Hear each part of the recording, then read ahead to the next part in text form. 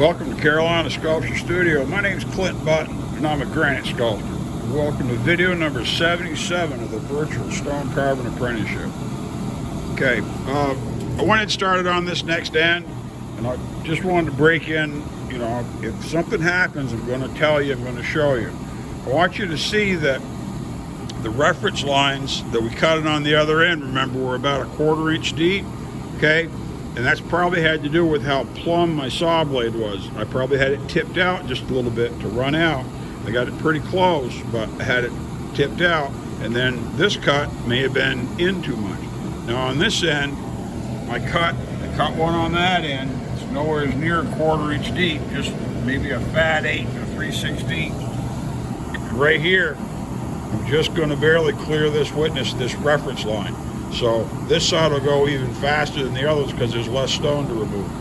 Cut them pretty accurate. You're cutting them, you know, by hand, so they're going to end up being uneven. You know, they're probably not going to be absolutely perfect. But that's another reason too why you have to be careful when you're putting these relief cuts in. Because see, I've got a couple of deep cuts. There's one right here. There's one on the other end, and this is just according to this. That'll just barely clean up. So you got to be really careful. Saw it a little less than to go too deep and just assume that because the last side that we cut was 1/4 inch past this line, you got to trust your pattern. Put your pattern on there. Trust your pattern. If your pattern fits, that's right. And don't worry about what the other one was. This pattern's really close here. So pretty happy. Keep cutting.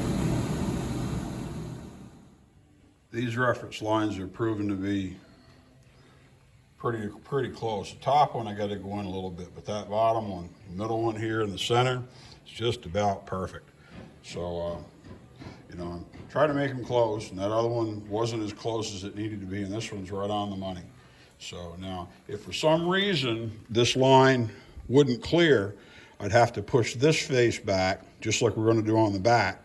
I'll push this face back to get deep enough to clean that. You know, we don't have to do that here, but if you ran into that problem, you can either change your pattern or change this dimension right along this face, and then your registers, it'd sink it just a little bit. But it's coming out really well.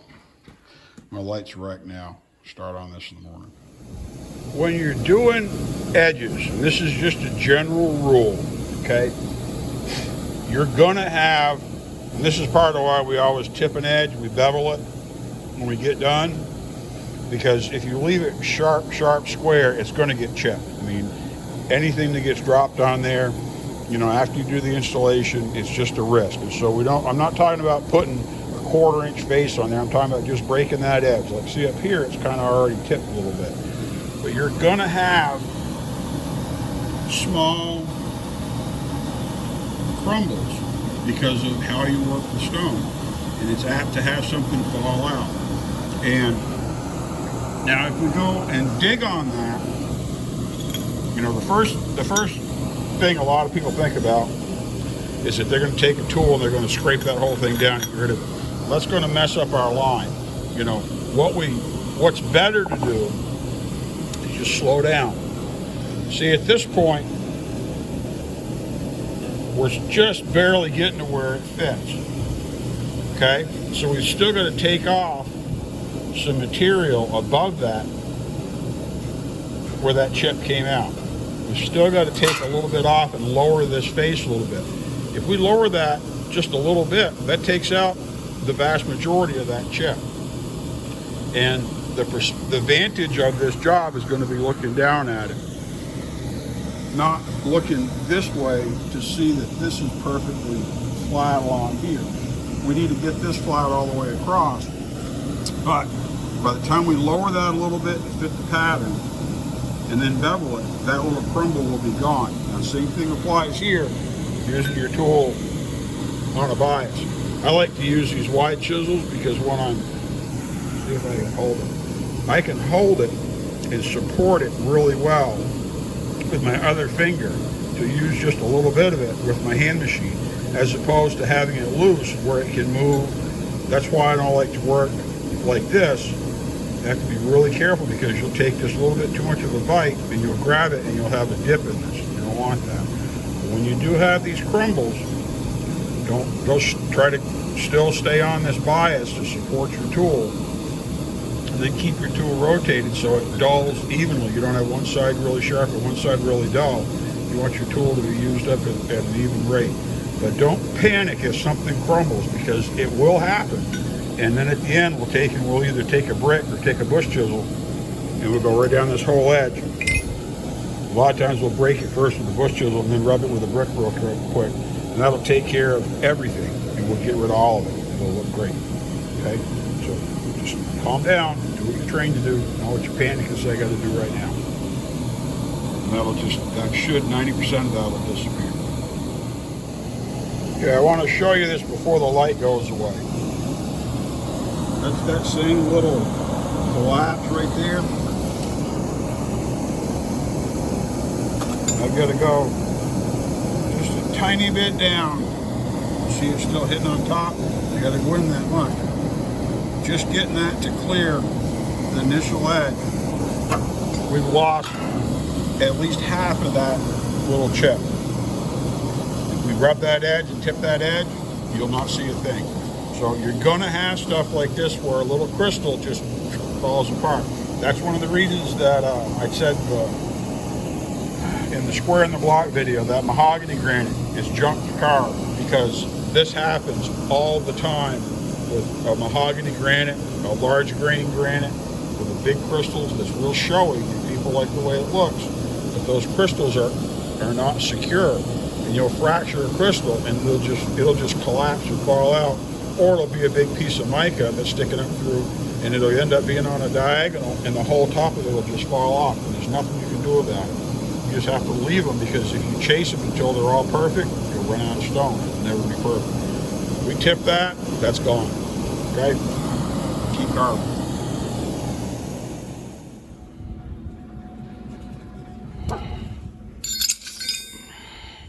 This end's done. Now it's time to work on the front. Get this underway.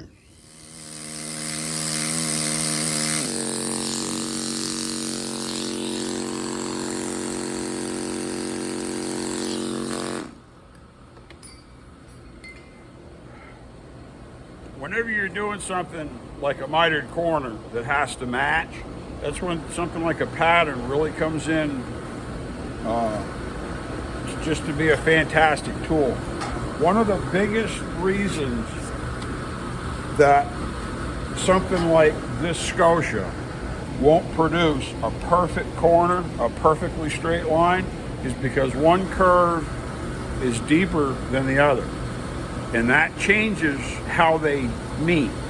If this corner is, even if it's not exactly 90 degrees, say we're off by a degree or two because we're just playing that way, we're stupid. It's really close to 90 degrees, as close as I can make it. And so I'm going to use this pattern, and I'm really going to get up tight here on the corners to try to make sure that it really fits. Like, it fits so good, it's just perfect. It doesn't lift. Let's see, it still lifts just a tiny bit there. Then I've got two of the same exact shapes, and if they come together at a 90-degree angle, basically, I don't want to say they have to be a perfectly straight line, but the likelihood is that they'll be a lot straighter than, more likely to be straight than be crooked. I also took and run a few really close saw cuts and broke this off a little bit, because I had this was twice as big, and I didn't want to bump this and pop that corner off while I'm working. While I move around, if I move the suction and the suction hits it, or my hose hits it, or whatever, I want it to be really secure. So I cut that down a little bit. I didn't go all the way. I could carry this all the way out, but I'm gonna wait till the top's done, and I can carry both of these up to the top, and I'll just slowly migrate these out, and I'll use, more likely, because out here, obviously, I can't use the pattern because it doesn't support it. I go right to the edge, and I can get about that far, and then after that I've got to eyeball it. And as an aesthetic, as a rule, what you'll see is you'll see a straight, it's hard to fake a straight line, okay? A straight line's either straight or it's not. Circle, either is a circle or it's just a round shape. And your eye will see that. You don't have to be a expert craftsman or a master or whatever to see that a line is perfectly straight. A child can look at it. So the most important thing on these corners is that this line is as perfectly straight as we can make it. Even if we've got to cheat one of these a little bit, because people will look and see that crooked line faster than they'll see this crooked curve. So that's why we'll develop these together in conjunction with each other. Also wanted to point out something that I haven't pointed out before. If you work with a fairly soft valve, a valve that turns easy, that, like these old brass valves are just exquisite. They're the best you can get. They haven't made them for decades. They're just, you can find them and get them. But what happens when you're carving is that sometimes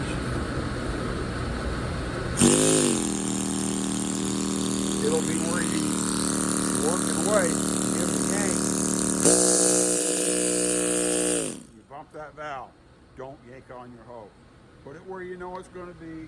Put it where you're not going to hit it with your arm. Like when I'm over here in this position, way out at the end of my hose, I usually hold it like this. So I'm really cognizant of where that valve is and what it's doing. Because if you don't, you'll bump it from a non-stop all of a sudden, and that'll just blow off an edge or a corner. This edge is, I've already got a crumble here on the very first cut. Yeah, well, that's the way it goes. But where we cut, this was on the run, so the grain was going either in or out. So the grain had it was difficult to split it on the ends. Remember how hard it was to pitch it? I had to really hit it. Remember how easy it was to split it on the rift because it breaks really straight? Okay. That's why this edge is going to be crumbly. So it's a good way to start on the ends. Get used to the way the stone feels. Touch this and be real careful. That's still not a crumble that's going to matter because when I tip the edge, you won't see it. But if I lean on this hard, I could get a big failure and lose a whole bunch of this. That'd be really bad. So just be careful. But it's coming good.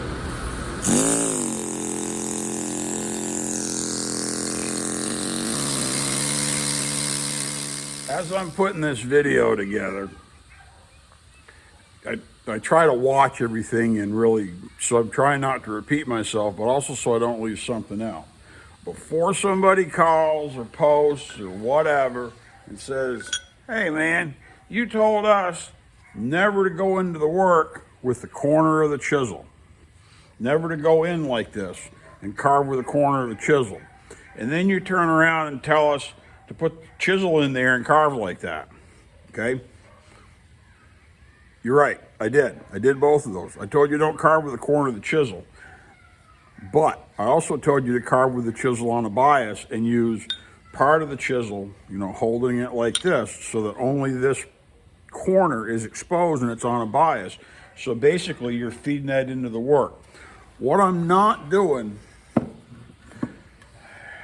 and what I really am trying to avoid doing, is this flat bottom at this scotia where this transition, this creates a nice shadow line. Looking at it just here in natural light, you can really see it. I got to try to get that pretty flat. But if I put, like I said, if I go straight on, that's risky. You gotta be careful about doing that. And so if you go in and out of bias, and it doesn't matter if I'm using a straight chisel or if I'm using a curved chisel, even if I'm using a big curved chisel instead. This is something you do on edges all the time. The last thing that I want to do here, and this doesn't matter, this is analogous to the niche or the niche on a bas relief when I've got the iris and hummingbirds or whatever. I want that straight edge, I want it to drop, and then I want it to curve. Something you've got to avoid doing. Whenever we do that, I'll cut two lines, just like this line right here on top. I've got an interior line, exterior line. And this exterior line, which on a niche would be on the inside of the niche, would be the interior. I'll cut that line all the way around, like I'll set it in with a saw and cut it in. And then I've got somewhere to break to. I can go back and I can tip this edge, just like we tip this down here, and then I can cut this off and shave it off to make this square transition, to have that 90-degree transition. Doing the same thing right here. It's the same thing. It's just, that's what it is. But if you, and there are going to be times when you've got to go straight on that edge and cut down in. It's really hard to cut a long straight line by going chop, chop, chop, chop, and chopping that line straight in, shooting it straight in. It's really hard to keep your chisel both square without rocking it in square in terms of this angle. What you don't want to do is go in hard and actually cut material away of any consequence with the corner of that chisel, because what that's going to do is it's going to create a visible line in there. And the whole point of having a scotia is that there isn't a hard line or a checked line that you can't clear, you can't scrape away. You may have some at the beginning. As soon as I start to get a line right there, I'll turn this chisel, go in here and scrape this. Or I'll go through and rotate a curved chisel to get rid of that, to get the cove or the angle that I need in order to make it disappear and keep it blended, because I want a smooth transition. I don't want to check a line or stun a line with the corner of that chisel, because invariably what will happen is you'll get it and it won't be 90 degrees, it'll be like this. And this may be exaggerated, but you'll have an undercut. It'll do the same thing as what I talked about on those panels the other day that were sandblasted and had erosions under this 90-degree wall, this 90-degree corner. And we don't want that. We want this to be smooth, 90 degrees, and then blend into this. Just like we want this to be 90 degrees and we want to transition smooth into there. So when I tell you to cut on a bias, I'm not telling you to cut with the corner of that chisel to remove material. We're lowering this panel very carefully, this surface, and then anything we start to develop, we're only going to take away nominal amounts of stone with the edge of this. That's a lot different than laying into the corner here because it's sharp and then trying to plow a bunch of stone out of there using the chisel, because that'll blow the corner right off, okay? I hope that makes sense. I saw that, and I don't want you to be confused or misled. But cutting on a bias, especially on an edge, is a really safe way to do it, because you can go one way, you can go the other way, and it's a lot safer than going straight on an edge like that, where you're going to end up having serious problems. But and to go in like this, you got to be careful. I'll take my angle and make it really shallow to get off that edge, and then once I'm past the edge, then I can push it and keep that straight. But you don't want to cut this in and cut with that corner to really remove stone. That will cause problems. It'll break tools, it'll stun lines, and you'll typically end up with undercuts, and you can't clear them. And then when you get shadow around your niche, when the light's right, they'll really jump out. You'll really be able to see them. So back to carving. Okay, I've reached quitting time for the day. I'm going to show you this because this is reality. I told you this is going to be a chippier edge. Okay, I had a pretty big piece fall out. Now I still got to go down well into that chip. So you go way down. I got to go down and take the whole top. And because this is on a taper, that'll reduce the way it looks a lot, but there'll still be a chip there. And so I'll probably have to true that edge up a little bit. When you turn the light off, because it's broken and not cut, it's really dark. And from above, it's pretty dark, so we'll touch it up. But same thing, we're gonna tip this edge. We haven't tipped anything yet. So when we tip this edge, you gotta keep it in mind, like I was talking about with running a tool on a bias through here.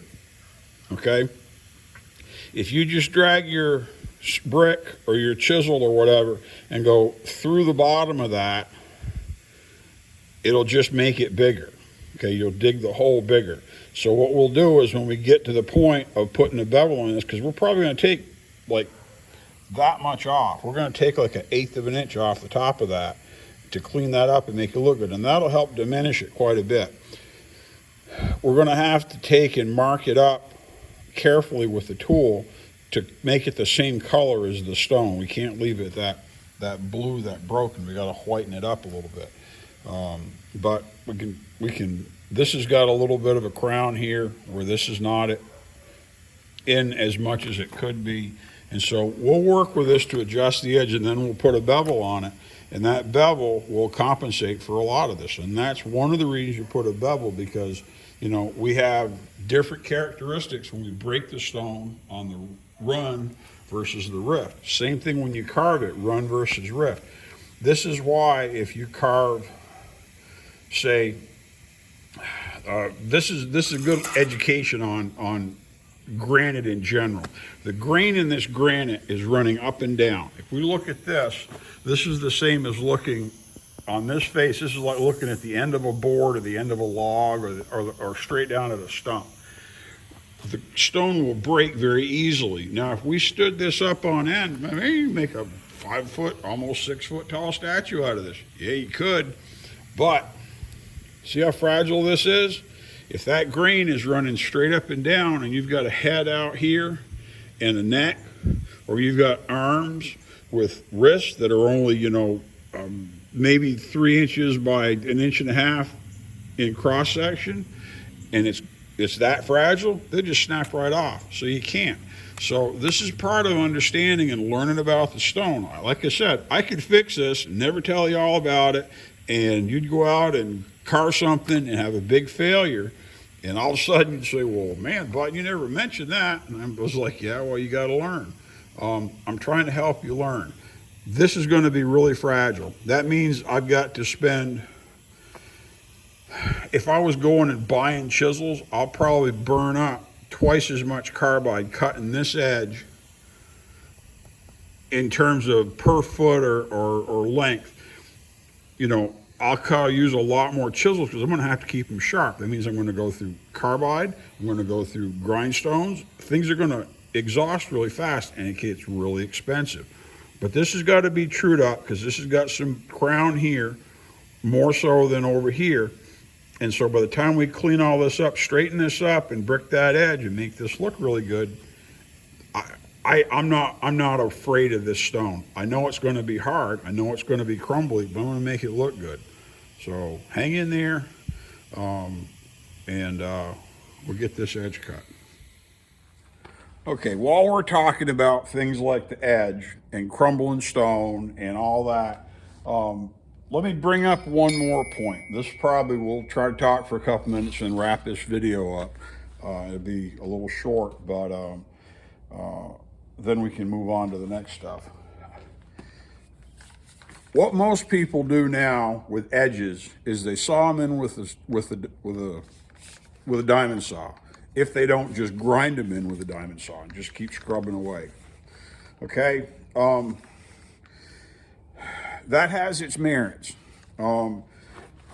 Something that you're going to find out is that if you don't make straight cuts, and even making straight cuts, it dulls your diamond, your blade. Your blade should have a perfectly flat edge with 90-degree corners, okay? And the only way you maintain that is to sharpen it on the grinder, on the grindstone. And I found that if you use carborundum wheels, they don't sharpen the diamonds anywhere as near as well as a green wheel will for silicone, because this thing will just eat that carborundum up. It'll just gobble it up, and your wheels just go and they disappear, because you'll stick it in there and it's nothing to take off, like, you know, a significant amount. This will do better. It still deteriorates grinds your wheel down really fast, and so you end up going through grinders really fast, grindstones on your grinder really fast. And you also end up going through diamond blades really fast. These aren't cheap. You know, these cost like, you know, like a chisel cost for a small one. Big one, you know, they're more expensive. And so to keep that squared up, to get really good, reliable, nice cuts, it isn't cheap. And depending on what you're doing, if you're going to go in behind it with a chisel and clean it up to axe it, to whiten it up, because this will create there's a different value on, and it's hard to see in this light. From the side over here, if you look down here, I think you can see it. This is blued, okay? This has got some between being thermal, heated, and having the the granite dust forced into the stone as it's being cut. This has a different value than where I've tooled it. And you can easily see that here on the end.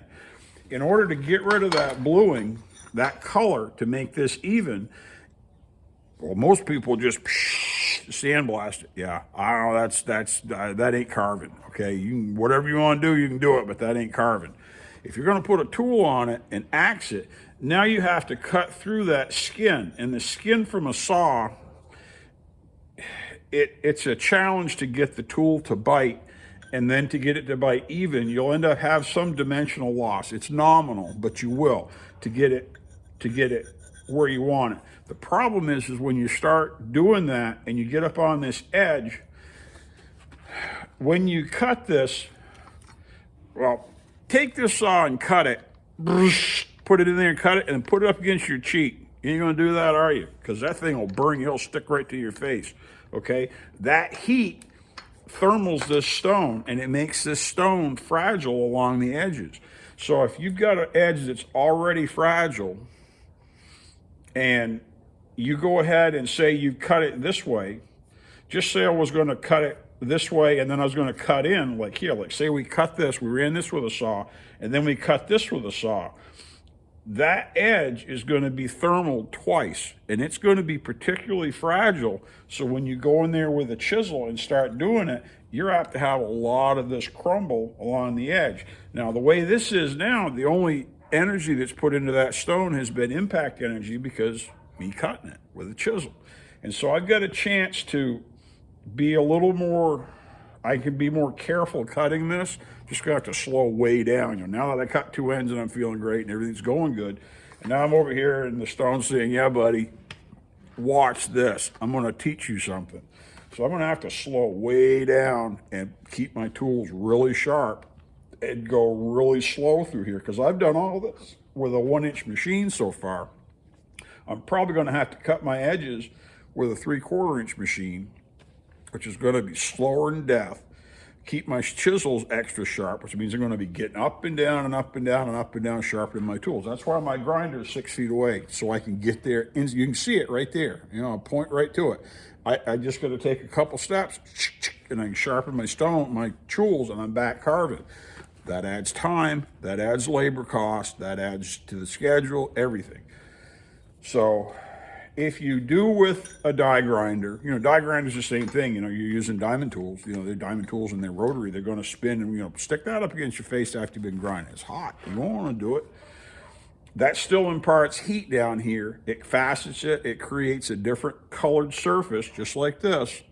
And then if you're going to get rid of it by anything other than, you know, blasting it with either, you know, sandblast or shot or whatever, you know, you're going to have to be on there with a tool, and you're going to find out that that edge has been thermaled enough that now it's kind of crumbly, and you'd rather not. If you got an edge that all you've done is cut, you're probably going to have a better luck doing it. So I know a lot of people are going to use side grinders, but you know, I'm already halfway through this blade, easily halfway through this blade, and these blades are expensive. And so if you do a lot of sawing, especially if you do a lot of weird stuff where you're sort of grinding a little bit and sort of sawing, you're going to have to keep that dressed, and that blade's going to disappear really, really fast, and it's going to get really expensive. So you can use water to keep your dust down, which if you don't have suction, it's probably a smart thing to do. It's a mess, sloppy mess. Jim carved everything with water in the studio when I was up there, and he wore his yellow suit, and he was just over there always dripping wet. And that'll keep your blade cool and help a little bit with the thermal issue, but I don't know. I'm into chisels. I like chisels. I want to carve it with a chisel. I don't want to grind it with a side grinder. So before somebody asks or wonders about it, yes, you can, but you know, understand that you're going to have different costs, different concerns, that you create other problems that have to be addressed. That, you know, if you carve with a chisel, you know, you're probably going to have the same things happen, but you know, unless you grind the whole thing, like with die grinders like they do in China, if you want it to be hand axed and cut with a chisel, you're probably going to be causing as many problems as you will be solving. So whether it's really better, I don't know. But I like chisels. I want to carve, okay? I want to cut things. I don't want to grind them. But that's my 2 cents. And we'll wrap this video up and stick it online and see what y'all think. My name's Clint Button. I'm a granite sculptor here at Carolina Sculpture Studio with a virtual stone carving apprenticeship. Thanks for coming in.